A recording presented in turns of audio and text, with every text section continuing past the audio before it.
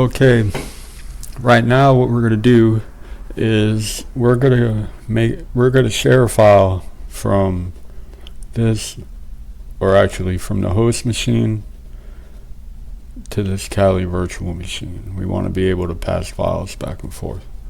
So go to settings, shared folders, add. Now this is your host, so navigate to where your file is, open it. You want to select that right there, auto mount. Okay, start.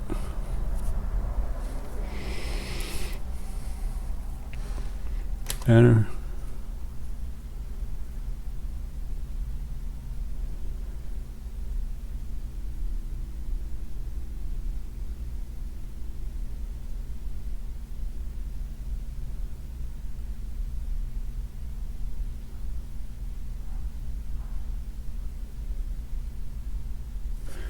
Log in.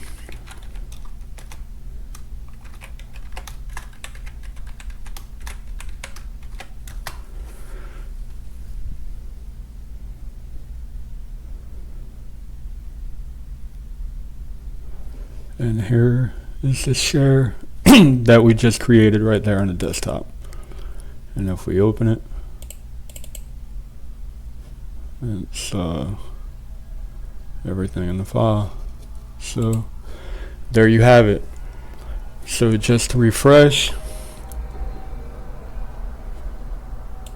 you could do it here, shared folders. It brings you right to the same place.